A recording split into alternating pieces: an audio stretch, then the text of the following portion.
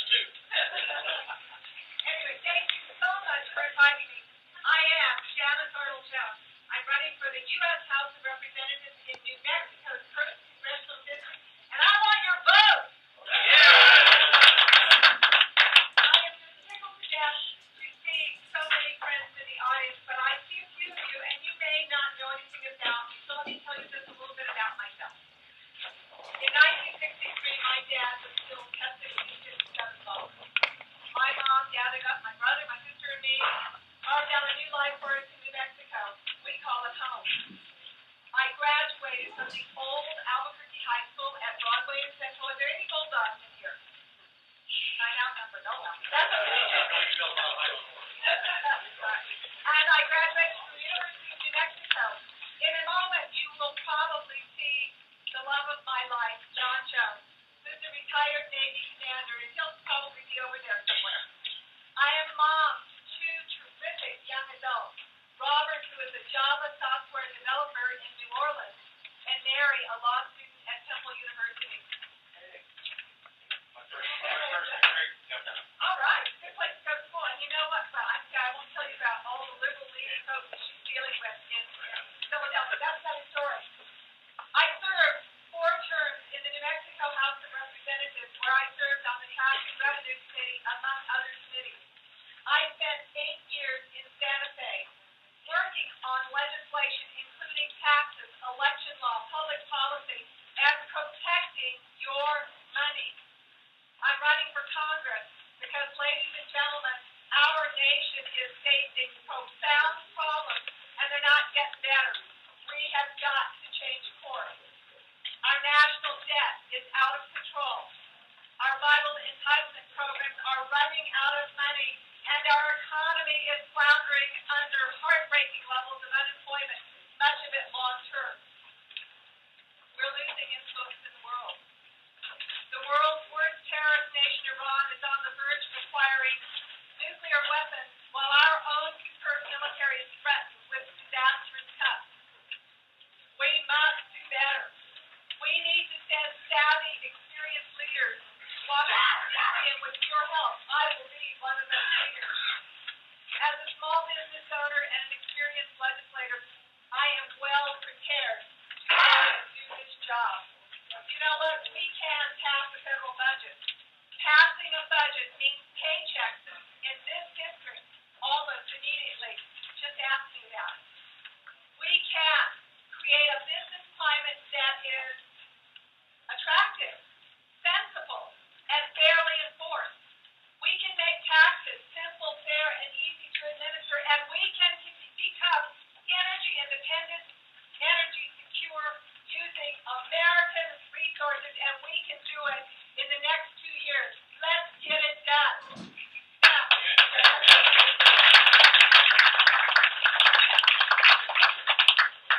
Now, here we are, living in New Mexico, literally standing in the midst of abundance.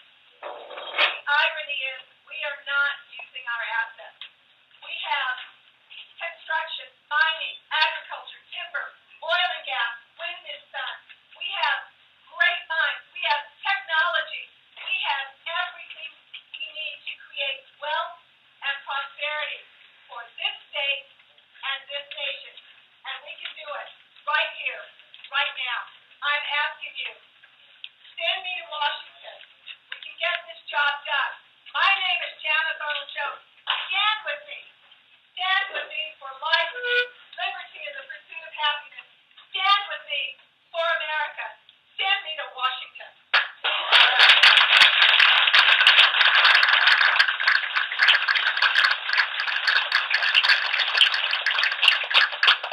I understand we have just a couple of minutes. I am happy to answer questions.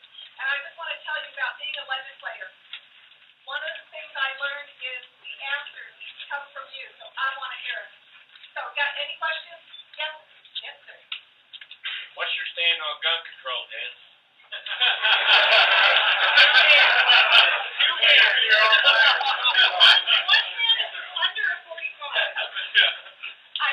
There is no doubt that I am an advocate of the Second Amendment, and I am very serious when I tell you the reason our forefathers, wrote this amendment was not for the wars that we are fighting.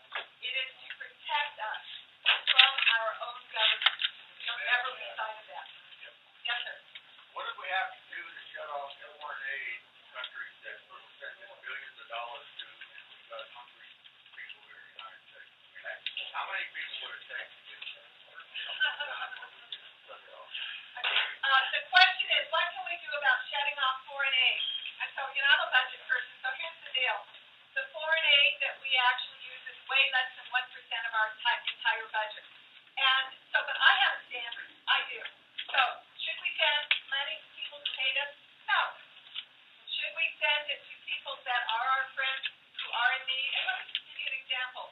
When Japan had the tsunami and the earthquake, that is an appropriate use of our foreign aid. Right now, should we send money to Syria? Does anybody know who the good guys are? I don't either. And so, at some point, you can't. Absolutely. So, I think we can simplify it. Yes, sir. Yes, ma'am. My name is Joe. I've got a daughter in the United States Navy. That's my 16 morning, but I've also got a son that's in the Army. What are we going to do about these people that are trying to cut into service when we pay? They don't even stick up for our own service. They want to cut. What can you do to prevent this? Hold them out. Our military. Well, I'm a little bit biased. I am the daughter of an Air Force officer and the wife of a naval officer. I am biased. But what I understand is, first and foremost, if you go to Congress, your job is to defend this nation. That is the job. And so for me, it's an easy choice. Now, there are 535 people in Congress, 434 of them will be in the House. And I have to make it very clear to them why we need to defend ourselves, why we need to have a strong military, and why the missions in New Mexico are so vital to the national security of our country. It just happens. I know that story. As a DOE contractor and having a great acquaintance with the military, I know that story, and it is not going to be overlooked on my watch. All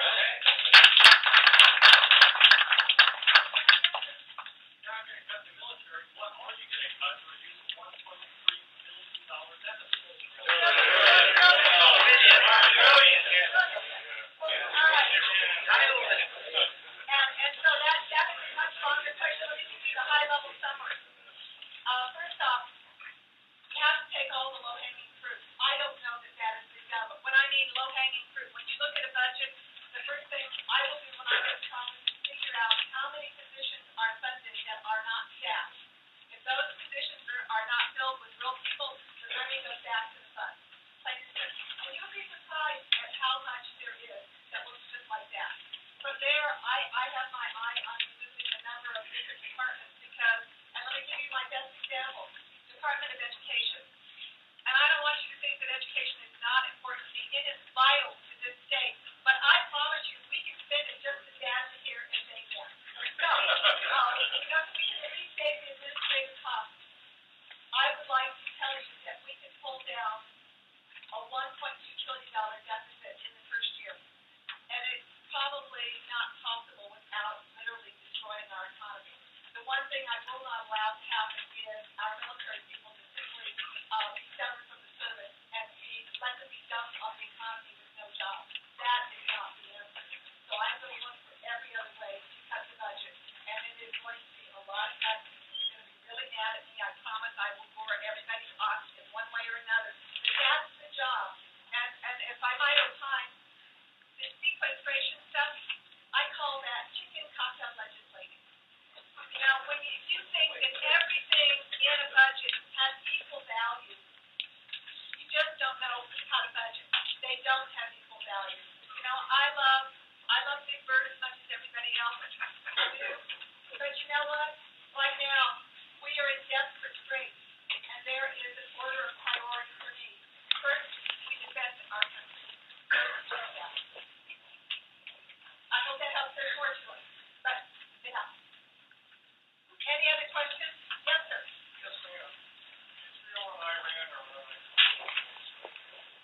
Yes, sir.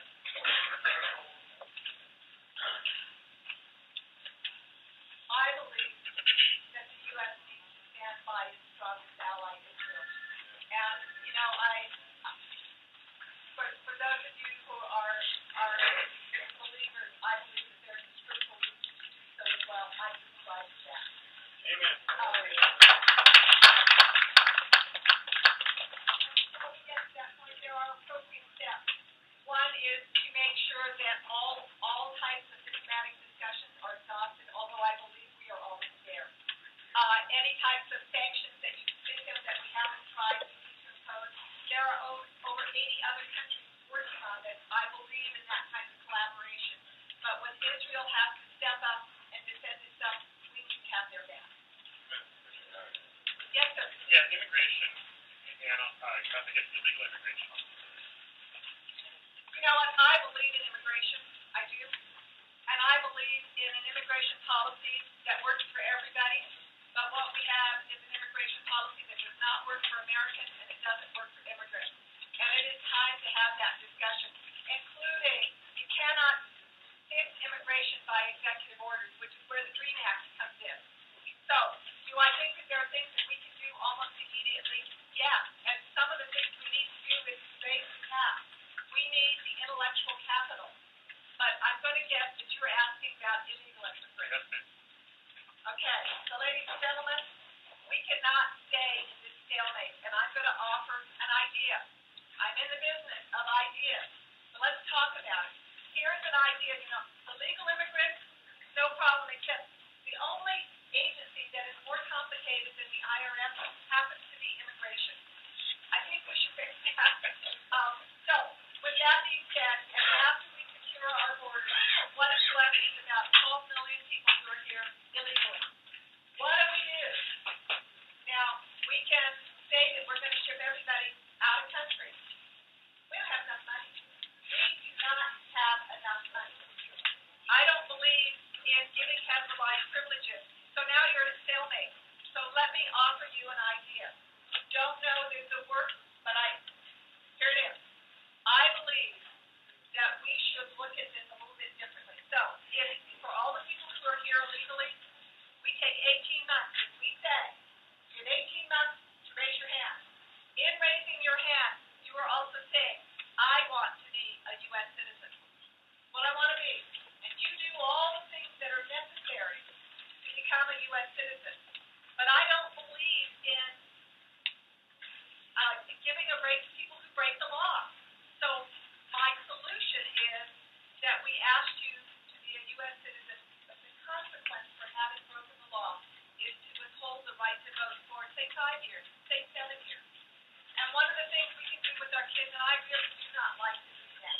I am in favor of education, but what I think should be happening to these children, and I don't believe in visiting the sins of the parents on the children, but they're not U.S. citizens, so why not put that kind of class in our high school so that these children in this condition also can say, I choose to be a U.S. citizen.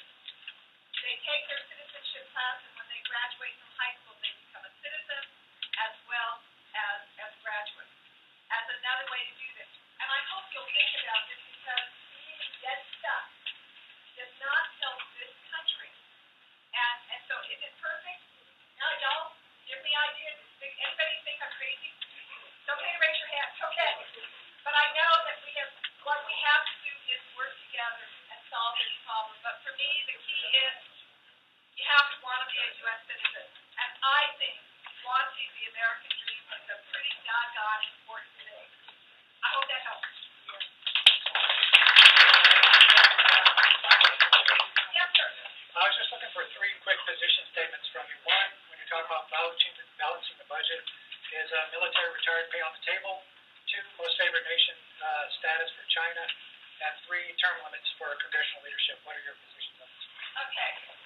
I believe, and I will work to make sure that all promises made to our military and our veterans they hold, we will keep those promises.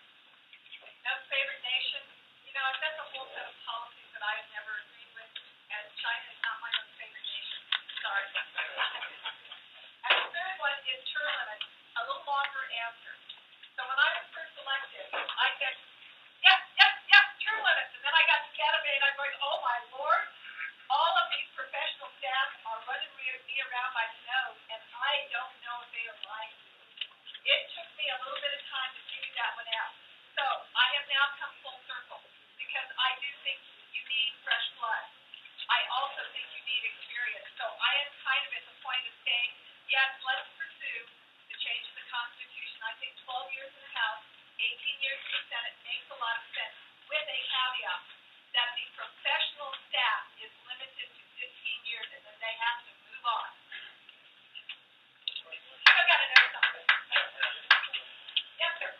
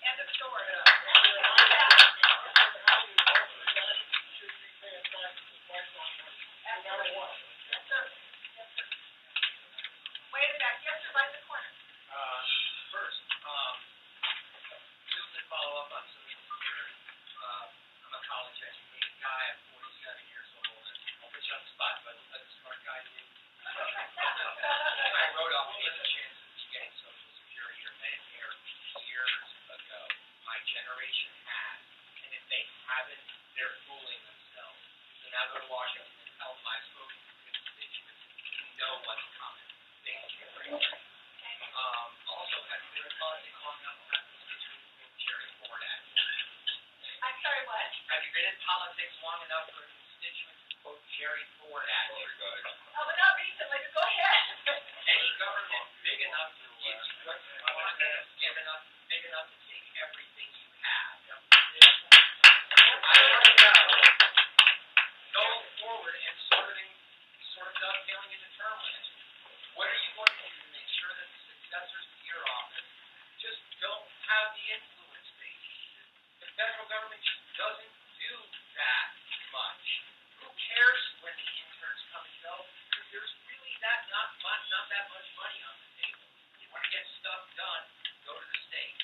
What are you going to do to sort of bring that about? You asked an excellent question, and I'm not going to do it justice, but let me just remind you that we have three branches of government. One branch has failed to do its job, and that is Congress. And my example is the number of executive orders that should never stand. And it is Congress's job to do that.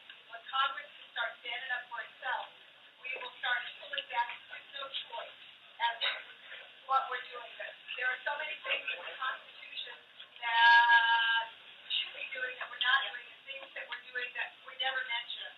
That is my perspective. And I'd like to tell you I can do it like that, but even the time that I think I'm going to serve, and if I accept it, I'm telling you, I'm older than you think, and in 10 years I'm coming home. There you go. But in the meantime, I intend to honor the Constitution and restrict the size of our government to the very best ability that I have. Thanks, Deanna. Yes, We got one more question. One more, okay. One more. Well, actually, this gentleman right here had his hand up the entire time. Okay. Right there. So, Yes, sir. Can you hear me okay? Yes. I think the core to solve these problems in Congress, we actually work together. And I think there's a major embarrassment for the U.S. when that orders what needs to be done actually is take Congress. What we say to do in the first place is to solve this problem. The question is, how do we get Congress to work together? Is that a fair statement? And solve problems. And solve problems. So, having been in a Congress and in a legislature, I'm going to tell you the real harsh reality. There are a small group of guys that choose up teams. They pull to the side of the room, especially if we get close to the election, and they pee in the middle. And it really makes me mad. So, but with Congress, there are some things that we really can do. And one, as a brand new legislator, I can have a hand in. And that is changing the schedule of Congress. And when I tell you that, so Congress right now goes to work Tuesday morning so they can go home Thursday at noon. Now, can any of you get anything done in your business on that kind of schedule? No, of course not. And then we have the audacity to have people say, oh, the delegates are going to, the representatives are going to be in your district, so you can really talk to them. Well, they're semi-comatose. Here's what I know about really good legislation is you have to have a relationship. When I go to Congress, that's my first job is to build a relationship.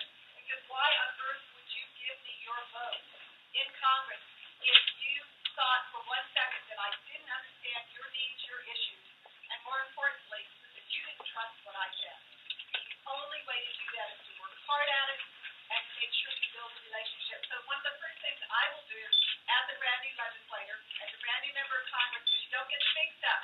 You get the stuff where everybody's going to shoot arrows at you. I propose